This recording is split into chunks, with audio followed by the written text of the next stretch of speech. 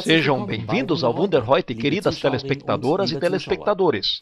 Na nossa entrevista de hoje estamos com Andreas Beglesov. Ele nasceu na Rússia, de descendentes alemães, e hoje vive com sua família em Bochum, na Alemanha.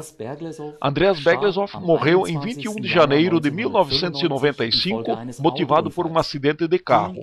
Esteve no céu, onde recebeu uma tarefa da parte de Deus. No dia 22 de janeiro, às 2 horas da madrugada, ele reviveu novamente no necrotério do hospital, onde o haviam colocado. Havia-se passado 5 horas após a constatação da sua morte.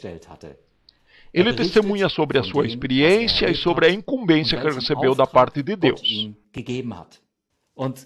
Muito bem-vindo, Andreas, aqui no nosso estúdio. Eu gostaria de lembrar bem rápido ainda, nesse tempo você foi missionário em Vidésia-Tetech, a tua família estava lá. Vocês tinham 2 filhos e o terceiro estava a caminho, é isso? Sim. Então, como se deu esse terrível acidente? Vamos começar por aqui. Nós visitávamos pequenos grupos, os quais foram convertidos durante uma evangelização nas regiões do Mar Báltico, nos anos 90. E nessa viagem, queremos então visitá-los. Era um tempo complicado, pois não podíamos fazer isso com frequência durante o verão. E por isso visitávamos essas vilas em torno do Mar Báltico durante o inverno. Essa era a razão de estarmos no caminho. Então vocês estavam com o carro, por meio do qual pretendiam fazer uma turnê para visitar membros? Sim. Vocês estavam viajando à noite?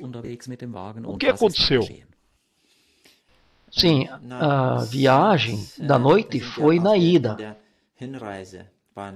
mas o ocorrido foi na viagem de volta, onde saímos às 16 horas da última vila. Nós pretendíamos viajar a noite toda para estarmos em casa no dia seguinte, pois tínhamos culto cedo. Mas o acidente se deu entre 6 ou 7 horas da tarde. Eu até já havia lido a sua história, mas sugiro que contes agora tudo diretamente aos nossos telespectadores. Parece que vinha um caminhão, mas melhor tu mesmo falar sobre isso, pois tu mesmo passaste por essa experiência e tinhas mais 2 pessoas junto contigo no carro. Sim, eles eram pastores. 2 pastores que estavam contigo nessa viagem. E como é que se desenrolou esse incidente? Sim, a última vila onde estávamos era Barguzin, e Barguzin fica mais ou menos 40 a 50 quilômetros além do Mar Báltico. E nós tínhamos que ir primeiro de Barguzin para Ust-Barguzin. Essa é a vila que fica junto ao Báltico. E de lá seguiríamos para baixo na região sul. Nós já havíamos passado em torno de 25 quilômetros e chegamos no lugar onde havia uma leve descida em direção ao Báltico. Estava nevando com uma certa intensidade. Foi quando avistei que vinham 2 veículos, que eram na verdade caminhões, ao meu encontro. E nessas rodovias do interior não é tão fácil dar lado ao outro carro. Eu não viajava pela primeira vez no volante, eu tinha experiência. E trombamos então com o segundo que vinha. Mais tarde foi descoberto que o motorista estava bêbado e ele simplesmente andou no meio da rua. Ele nem nos viu. O caminhão então veio direto em cima de vocês. Bem, a gente precisa entender que existe só um rastro dos pneus e a neve não é removida com frequência. E ao se encontrar com outro veículo, ninguém quer andar em cima da neve fora do rastro. Mas o procedimento é esse. A gente tenta sair com a metade do carro fora da pista e se espera que o veículo contrário faça o mesmo. Eu já havia dado lado para o primeiro caminhão com a parte do meu carro em cima da neve. Mas quando veio o segundo, ele nem se importou e ficou no meio da pista e bateu violentamente no lado esquerdo do nosso carro, que ficou retorcido em duas partes.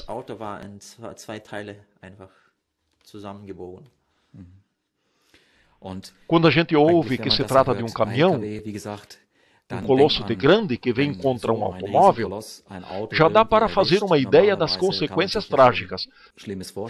Mas agora, como foram esses ferimentos? Os outros dois pastores também foram atingidos? Foi assim. Na batida, ele teve as rodas dianteiras e traseiras arrancadas, e ele simplesmente voou por cima de nós, e por meio do volante e as tábuas da carroceria, estribo e tudo mais, fui esmagado na região da minha barriga contra o meu banco. Com os meus companheiros não aconteceu nada, pois estavam do outro lado do carro. E você ainda continuava lúcido?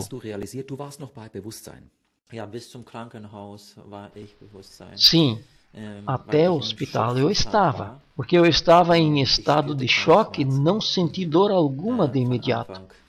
Também na hora que fui lançado de cima da rua para dentro da neve, e o pastor que estava ao meu lado pulou fora, puxou outro pastor de trás para fora, e eu falei que estava tudo em ordem. E pensei, agora eu preciso sair do carro. Foi quando eu me mexi e percebi que a minha perna esquerda ficou pendurada, pois estava quebrada em cima. Então eles me tiraram e me conduziram de volta para o hospital. Durante o trajeto comecei a ter fortes dores na minha barriga e comecei a ter falta de ar. Eu até cheguei a pensar que as minhas costelas haviam quebrado também. Mas mais tarde os médicos constataram que não haviam costelas quebradas, mas sim meu organismo interno, pelo fato de ter sido prensado para dentro do meu banco. As dores vinham dos meus órgãos internos que arrebentaram para baixo e afetaram meu coração. É incrível ouvir essa história. Como foi? Você já chegou morto no hospital? O que aconteceu dali para frente? Quando chegamos no hospital, era um sábado à noite, e normalmente é assim, principalmente por se tratar de uma vila lá no norte. Nós chegamos ao hospital e os enfermeiros me levaram para a sala de procedimentos, e todas as enfermeiras vieram e me rodearam e falavam que não podiam fazer nada de imediato, pois os médicos estavam todos em casa. Tivemos que esperar ainda até que uma ambulância foi apanhar o médico. Enquanto esperávamos o médico, eu senti que escurecia tudo e lentamente estava perdendo os sentidos. Você chegou a ter medo da morte nessa ocasião? Não. Mas você sabia que alguma coisa não estava certo. A lesão deveria ser maior e isso se confirmou depois. O pessoal, então, até onde eu sei, imediatamente tratou de providenciar um estoque de sangue, porque você tinha uma hemorragia interna, ou até perdeste sangue. Isso não lembro mais ter lido com detalhes. Como foi isso? Quando os médicos já estavam presentes e confirmaram que já não havia mais pulsação, e quando não se sente mais o pulso, é porque alguma coisa interna não está em ordem. Eles então tomaram providências rápidas para a operação. Quando já estava na mesa da cirurgia, eles me abriram totalmente aqui. E assim que me abriram, ficaram aflitos, pois constataram que todos os meus órgãos internos haviam se rompido e deslocado do coração para baixo. E agora, já com 3 litros de sangue perdidos, que estavam misturados em meio aos meus intestinos, eles ficaram apavorados, porque não havia sangue no hospital. Não tinha reserva. Eles designaram então uma irmã para contactar alguém na vila que poderia doar sangue urgentemente. No desespero, eles começaram a tirar o sangue com uma conchinha, peneirá-lo e injetar de volta nas minhas veias. Mais tarde, uma irmã nossa, que era médica daquela vila, me relatou essas coisas. Ela depois, bem mais tarde, ela me contava e disse: Andreas, tu nem sabes. Quando eu fiquei sabendo disso, os meus cabelos ficaram em pé. Sabe, o sangue a gente pode manipular, mas para isso a gente precisa de máquinas específicas. E quando tudo isso estiver em mãos, ainda assim não se pode manipular isso tão rapidamente. Isso era assim. Os médicos mal podiam se orientar quando viram tanto sangue perdido em uma lesão tão grave e, por fim, nem podiam ser ainda minuciosos na cirurgia. Eles até nem sabiam mais o que fazer. Eu até perguntei depois, por que vocês injetaram o sangue de volta nas veias? O médico respondeu, sabe, naquelas alturas, ou o senhor morre sem o sangue, ou morre assim mesmo. Eles, enfim, agiam pela intuição médica. Aí também meu coração parou e eles constataram que não havia mais o que fazer. Então apanharam todos os meus órgãos e deitaram de volta na barriga, me fecharam com 4 grampos de metal e com isso tudo havia acabado. E depois disso, te deixaram ali morto ou...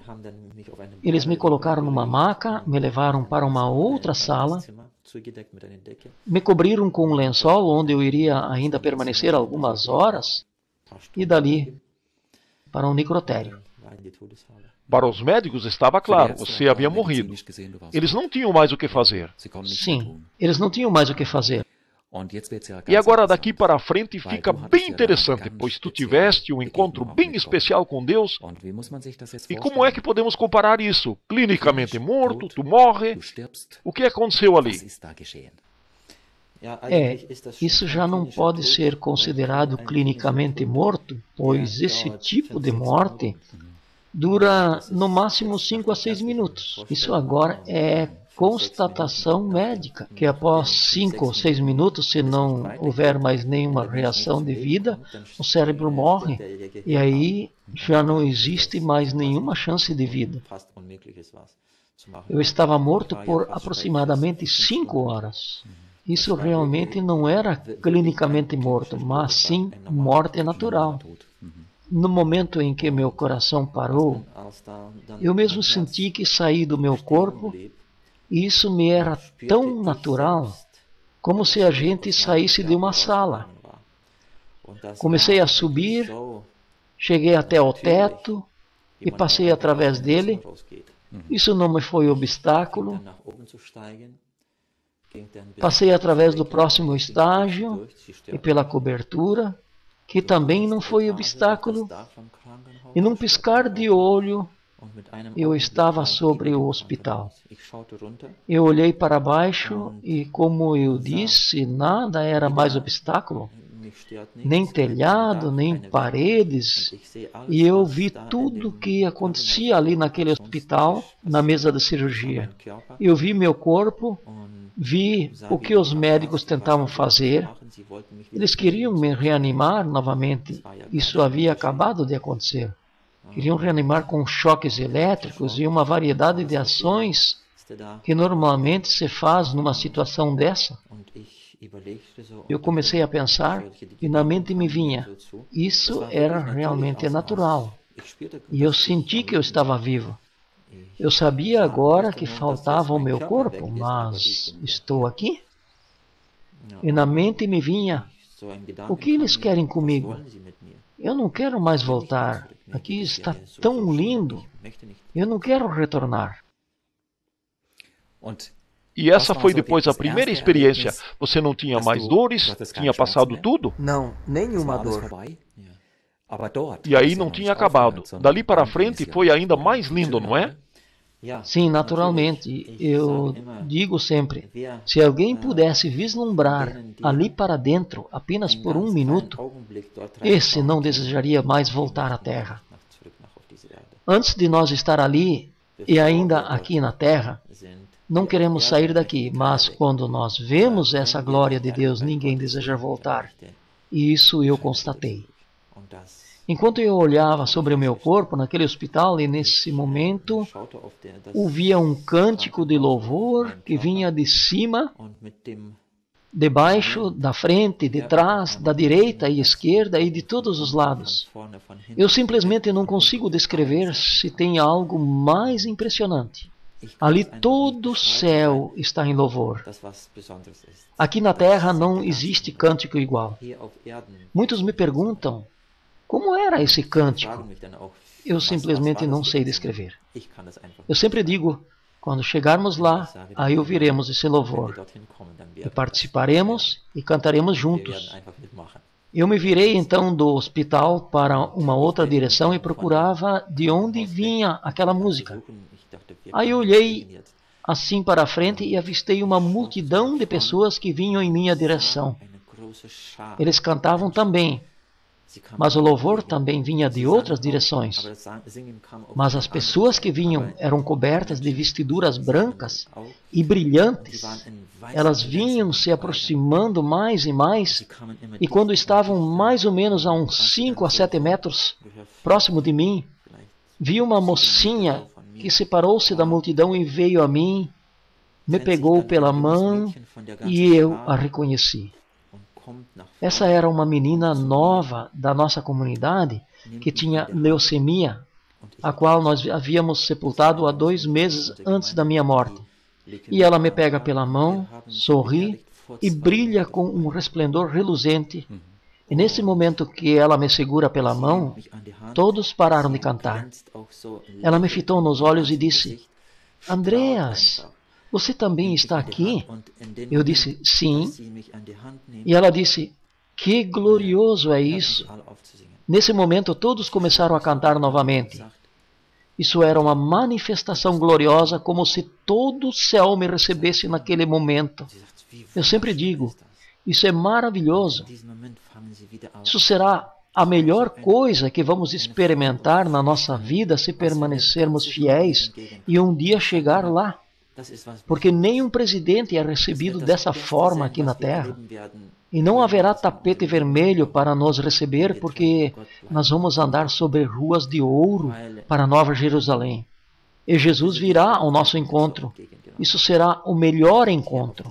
Meu sentimento era como se todo o céu viesse ao meu encontro.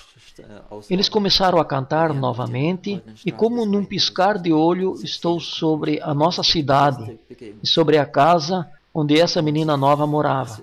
Isso era um prédio de 9 andares, eles moravam no 7º, ali a sua família ainda mora até hoje. E novamente, nada me impede, nem telhado, nem paredes. Eu consigo ver tudo o que se passa naquela residência. E a sua mãe? Bem, eu não vou falar sobre tudo isso agora, isso demoraria muito. Eu pude observar tudo naquela casa, o que eles faziam e tudo mais. E mais tarde, quando eu já estava em casa, a mãe dela me confirmou que tudo que eu vi era realmente assim. Foi quando eu já estava em casa e ela nos visitou, quando falei tudo que vi para ela, e ela confirmou. Eu vi ela sentada num cômodo da casa e chorava, e eu via como as suas lágrimas gotejavam no assoalho. Enquanto eu a via e observava tudo isso, ouço repentinamente uma voz. E essa voz parecia perpassar todo o universo. E dessa voz ninguém podia se esconder, nem lá em cima, nem sobre a terra, nem embaixo da terra. Nela se experimentava força e poder, mas apesar disso, amor. Para ver e ouvir isso, não precisava nenhuma explicação prévia. Eu consegui entender isso imediatamente, que Deus falava comigo, que Ele me fazia perguntas. Muitos até falam, quando eu chegar lá, darei um jeito de me justificar. E eu sempre digo, essa será certamente a última tolice que vamos cometer. Ele me fazia perguntas. A primeira era, o que ela está fazendo? E eu fiquei bem constrangido, pois ainda dava para vê-la chorando. E bem quebrantado, eu respondi, ela está chorando, Jesus? A segunda pergunta foi, por que razão? Eu não pude responder. Qualquer resposta minha seria tolice. A terceira pergunta foi: vocês não têm outra coisa a fazer do que ficar sentado chorando? Eu também não achei resposta e fiquei em silêncio. Ele continuava falando e disse: quero mostrar-te algo. Veja, eu me virei da direção da casa, levantei meus olhos em outra direção e por baixo de mim vejo toda a cidade, cerca de 400.000 habitantes, e bem no meio da cidade começou a surgir um caminho largo e grande. Ele se elevava um pouco, tomou a direção em linha reta sobre a cidade, e num determinado ponto ele dobrou para a esquerda e desaparecia atrás do horizonte. O que você vê? Perguntou ele. Eu olhava e via ali pessoas. Eram tantas. Era comparado como se alguém desse meio ainda pretendia sair dali. Teria que empurrar os demais para abrir uma passagenzinha. A próxima pergunta foi: você conhece esse caminho? Sabe para onde ele conduz? Eu disse: sim, Jesus. Esse caminho conduz para o inferno. Isso ninguém precisava me explicar, pois era óbvio que ele dava no inferno para a eterna destruição. Eu olhava mais uma vez sobre a cidade, olhava para trás e via mais um caminho, mas esse agora era bem estreito. Também começava na cidade e se elevava, mas não se estendia em linha reta sobre a cidade, mas se elevava mais e mais, dobrava para a direita e desaparecia atrás das nuvens. Sobre esse caminho, eu olhava e via pessoas. Eu não cheguei a contá-las. Eu acho que, se eu as tivesse contado, seria fácil enumerá-las. Não eram muitos. Não eram. Eu não as contei, mas eram muito poucas. E, novamente, a pergunta: conheces esse caminho também? Eu disse: sim, Jesus. Esse conduz a ti, a tua eterna glória. E ele continuava a falar comigo e disse: a tua missão nessa terra ainda não se encerrou. Você vai voltar, eu ainda te darei um tempo. E a tua incumbência vai ser de conduzir pessoas desse caminho largo para o estreito. O tempo já é muito curto. Aproveite bem esse tempo. Essas eram as últimas palavras. E como num piscar de olhos, me encontrei novamente no meu corpo. Abri os meus olhos. Tudo estava escuro. De imediato, nem conseguia entender onde eu estava. Comecei a relembrar lentamente. Bem, eu sofri um acidente, estava num hospital, mas onde estou agora? Tudo era escuro e eu estava coberto por um lençol. E nesse meio tempo, o lençol é levantado. Era um médico. Quando ele percebeu meus olhos abertos, ele simplesmente fugiu. Ele fugiu e em poucos minutos vieram as enfermeiras. Os médicos tiveram que vir novamente me colocar sobre uma maca e me levar de volta à sala de cirurgia. E como parecia isso ao médico? Primeiro a confirmação da morte e agora, de repente... Sim, eu acho que não só para o médico, mas para todos que ajudaram ali naquele hospital, porque, como eles me falaram mais tarde, pois passei ainda um tempo na UTI, e depois também no quarto, onde permaneci 1 mês e meio. Todos falaram: o Senhor é um paciente bem especial no nosso meio. Nunca tivemos um paciente assim antes. Mas Deus permitiu isso assim, apesar que naquela ocasião não conseguíamos entender por que Ele permitiu isso dessa forma. Hoje nós entendemos que essas eram bênçãos de Deus para o louvor da sua glória. Ele te designou voltar à Terra, entrar novamente no teu corpo, a fim de proclamares a real seriedade dessas coisas às pessoas. E você, podemos dizer, estavas no céu. Dá para dizer que isso é automático quando as nossas telespectadoras e telespectadores assim disserem: isso foi uma experiência milagrosa? E será que todos nós chegaremos automaticamente a esse lindo lugar? Não, nem todos. Eu creio naquilo que a Bíblia relata, associado com aquilo que experimentei, que Deus deu um tempo aqui na Terra para cada um de nós. Enquanto vivemos, se 25 ou 20, 30, 40 ou 90 anos, porém esse tempo Deus nos deu para que nos preparássemos para a vida eterna, onde nós estaremos para sempre. Eu sempre digo, em especial quando estou no meio dos russos ou alemães, quando eu lhes digo, eles me respondem, eu não acredito num Deus, eu não acredito em vida eterna depois da morte. Então lhes digo, então você não traz a figura do homem criado por Deus. Porque a palavra homem em russo, človek, tem um significado importante. Pois o próprio Deus nos chamou homem ou pessoa, pois quando ele formou Adão e Eva, ele determinou que eles seriam humanos, porque eles próprios não se davam conta que seriam humanos. Não, foi Deus que designou essa ordem. E na linguagem russa, homem não é traduzido homem, človek. Não, isso são duas palavras, slo e verk. Slo é semblante. E verk é a eternidade, o semblante da eternidade. Cada um de nós carrega esse nome, o semblante da eternidade. Que nós vamos viver eternamente, é Deus quem determinou isso. Eu também sempre digo, quer nós creamos nisso ou não, não seremos perguntados. Nós vamos viver eternamente. Deus determinou isso. Agora, o fato de crer ou não crer em Deus é a nossa decisão. Mas quanto ao viver eternamente ou não, nem seremos perguntados. Nós simplesmente vamos para a eternidade. Por isso Deus nos deu a oportunidade aqui na Terra para os preparativos a essa vida eterna.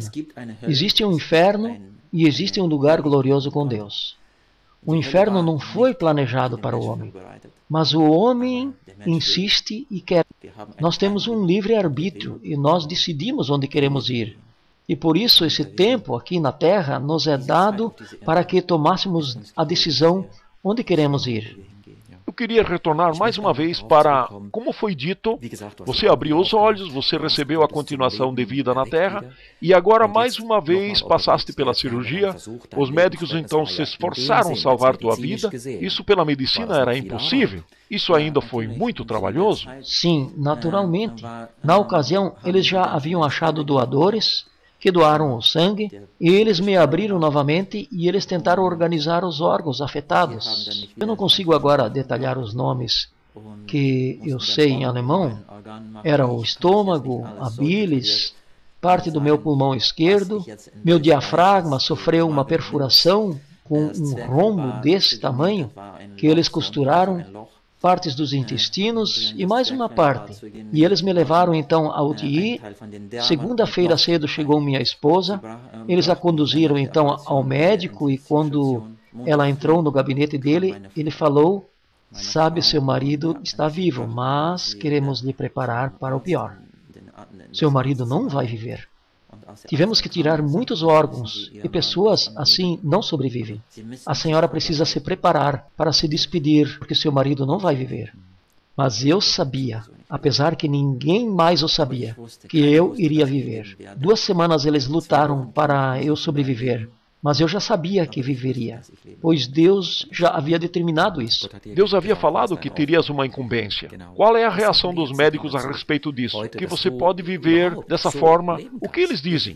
Eu já estive em muitos hospitais aqui na Alemanha e já também em São Petersburgo. Estive num hospital onde se encontravam as autoridades em medicina da Rússia. Esse não é um hospital comum. Lá estão os mestres, pessoas normais não podem entrar lá, assim sem mais, sem menos. Mas Deus conduziu as coisas para que eu entrasse lá. E o médico que me recepcionou naquela ocasião já havia feito cirurgias muito complicadas. Esses são reconhecidos como os melhores médicos. E quando ele leu todo o relatório que constava nos meus documentos hospitalares, leu o que tinha acontecido comigo, ele olhou assim para mim e falou, Sabe, se tudo que está relatado aqui aconteceu com o Senhor, então o Senhor deve ficar muito agradecido a Deus por estar vivo. E com cada médico que eu comento sobre isso, me diz que isso é um milagre.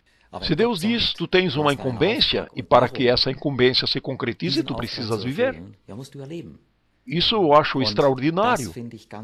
Eu estou bem impressionado porque isso mostra que nos dias atuais ainda existem sinais tão importantes e que Deus de forma nenhuma mudou até hoje. Agora, Andreas, tu havias mencionado e descrito que isso era incomparavelmente admirável. Esse encontro, quando notaste que lá é bem mais bonito e maravilhoso, a gente não consegue descrever isso com palavras, ao ponto que você com certeza já está se alegrando por esse momento que irás voltar. Sim. Eu sempre digo, aqui na Terra sou apenas um passageiro. Eu estou indo para casa. E o que eu mais quero, e até me alegro muito por isso, é pelo que Deus já nos tem preparado. Eu, na verdade, vi muito pouco, mas eu faço uma ideia de tudo mais e toda a glória que ainda veremos. Eu anseio voltar. Havia falado desse caminho largo que viste, que conduz ao inferno, e do caminho estreito que conduz para a glória eterna de Deus. E como é isso agora, bem concretamente? Se alguém que nos assiste nesse instante disser, eu também quero chegar lá, e eu nem sei o que fazer, eu não estou seguro, o que eu preciso fazer para que eu tenha o conhecimento de que estou no caminho certo? Se eu devo me decidir aqui na Terra ainda, durante a minha vida, o que as pessoas devem fazer? Qual seria a tua opinião sobre isso? O que a Bíblia fala a respeito? Sim, como a Bíblia já menciona e pela experiência que eu pude vivenciar, eu falo continuadamente, nós precisamos nos decidir enquanto ainda estamos em vida na Terra. Depois da morte não tem mais nada a fazer. A maior mentira que Satanás inventou, a de que depois da morte se pode convidar um ministro para interceder e pedir nosso livramento. Isso é a maior mentira. Eu faço uma pequena comparação. Você imagina, se eu sento no avião e, por exemplo, vou para a América, mas aí eu chamo a aeromoça e digo, eu quero ir para a Sibéria. Ela imediatamente me diria, isso não podemos resolver mais aqui no ar. O Senhor deveria ter decidido isso ainda em terra. Aqui no ar, nós só podemos ir onde o avião vai. E assim também é com a nossa vida. Nós devemos nos decidir para onde queremos ir. Depois da morte não tem mais chance. E, aqui na Terra, muitos se perguntam, como posso fazer isso? Eu digo, nós precisamos entregar nossa vida nas mãos de Jesus através da oração. Muitos perguntam, mas como posso fazer isso? Eu nunca orei na minha vida. Como posso fazer isso? Eu digo então ao ouvinte e telespectador, eu lhe posso ajudar, nós podemos orar juntos. E aí nós oramos. Na Bíblia nós lemos que Jesus diz, eu sou o caminho, a verdade e a vida, ninguém vem ao Pai nessas condições a não ser através de mim. Isso é, por meio de Jesus Cristo. Mas se agora a nossa telespectadora e o telespectador se fizerem a pergunta, eu quero dar esse passo também, eu ainda nunca me decidi completamente. E essa oferta de salvação agora é uma oferta de amor para ser aceita. Então essa seria uma boa ocasião para nós, ou você, orar por essas pessoas. Sim, se isso me é permitido. Sem dúvida. Nós podemos orar junto. E se por acaso todo aquele que nos vê hoje, ou somente nos ouve, quer orar, ou simplesmente entregar sua vida a Jesus, podemos orar juntos. Eu posso até orar por você para abençoá-lo, mas tu precisas orar pessoalmente. E para isso tu podes orar junto, proferindo as palavras com a tua boca. E por essa razão, eu vou orar agora pausadamente. Tu vais repetindo e tomando posse das palavras dessa oração. Repita e fale as palavras bem alto. O céu haverá de ouvir, o próprio inferno, Satanás, haverão de saber que eu estou tomando a decisão de abandonar o caminho largo e que daqui para frente pertencerei a Jesus. Vamos orar juntos agora. Meu Pai, eu me achego a Ti, assim como estou. Eu te agradeço porque me amas. Eu te aceito nesse dia. Eu assumo o compromisso no dia de hoje de sair do caminho largo. Me perdoe porque até esse dia trilhei meu próprio caminho, caminho que optei na minha tolice, esse caminho largo. Eu cometi muitos pecados.